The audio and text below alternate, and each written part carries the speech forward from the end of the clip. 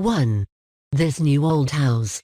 We bought an old house, my boyfriend and I. He's in charge of the new construction, converting the kitchen into the master bedroom for instance, while I'm on wallpaper removal duty.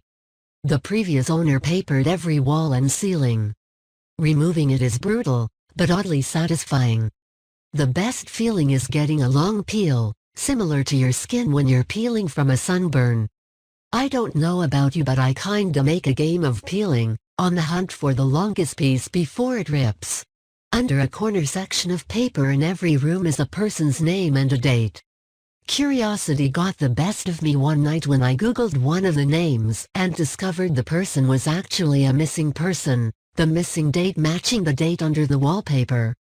The next day, I made a list of all the names and dates. Sure enough, each name was for a missing person with dates to match. We notified the police, who naturally sent out the crime scene team. I overheard one tech say, "Yup, it's human." Human? What's human?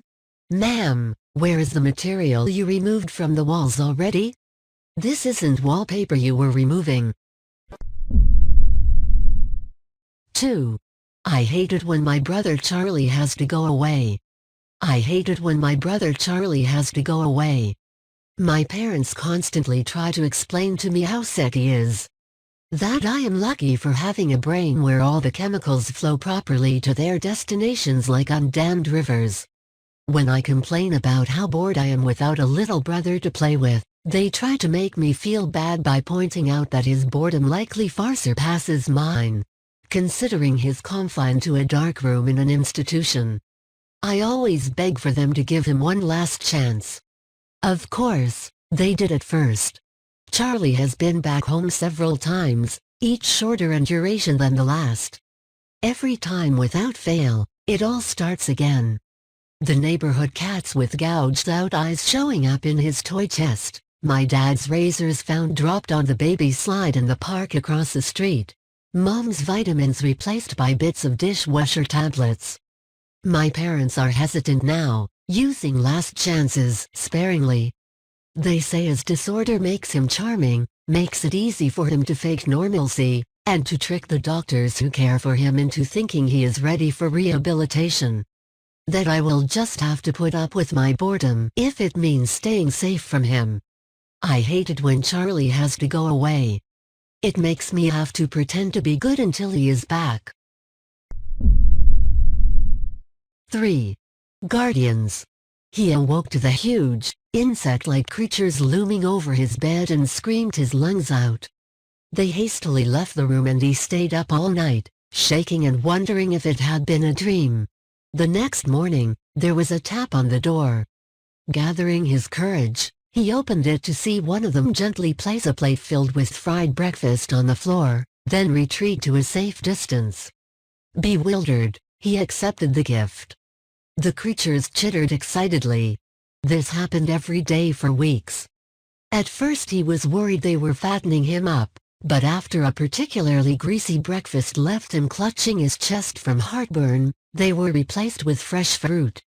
As well as cooking, they poured hot steamy baths for him and even tucked him in when he went to bed.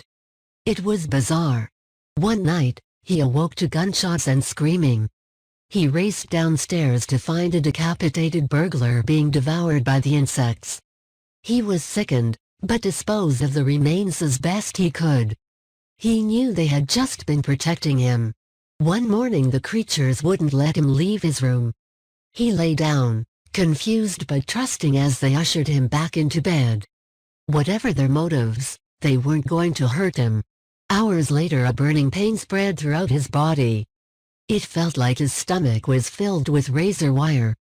The insects chittered as he spasmed and moaned. It was only when he felt a terrible squirming feeling beneath his skin that he realized the insects hadn't been protecting him. They had been protecting their young. 4. Seeing red. Everyone loves the first day of school, right?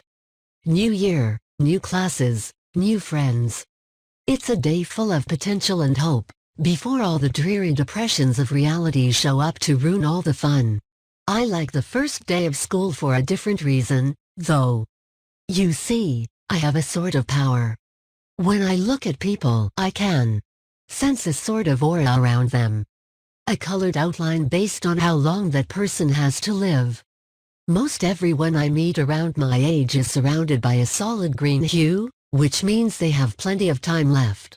A fair amount of them have a yellow-orangish tinge to their auras, which tends to mean a car crash or some other tragedy. Anything that takes people before their time, as they say. The real fun is when the auras venture into the red end of the spectrum, though. Every now and again I'll see someone who's basically a walking stoplight. Those are the ones who get murdered or kill themselves. It's such a rush to see them and know their time is numbered. With that in mind, I always get to class very early so I can scout out my classmates' fates. The first kid who walked in was basically radiating red. I chuckled to myself. Too damn bad, bro.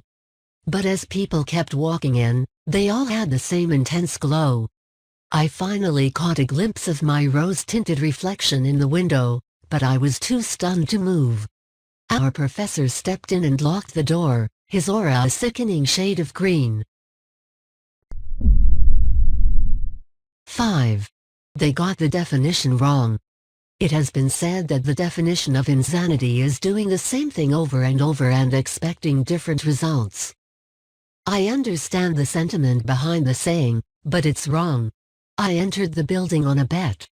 I was strapped for cash and didn't buy into the old legends of the hotel to begin with, so $50 was more than enough to get me to it. It was simple. Just reach the top floor, the 45th floor, shine my flashlight from a window. The hotel was old and broken, including the elevator, so that meant hiking up the stairs. So up the stairs I went. As I reached each platform, I noted the old brass plaques displaying the floor numbers. 15, 16, 17, 18. I felt a little tired as I crept higher, but so far, no ghosts, no cannibals, no demons. Piece of cake. I can't tell you how happy I was as I entered that last stretch of numbers. I joyfully counted them aloud at each platform. 40, 41, 42, 43, 44, 44. I stopped and looked back down the stairs. I must have miscounted, so I continued up.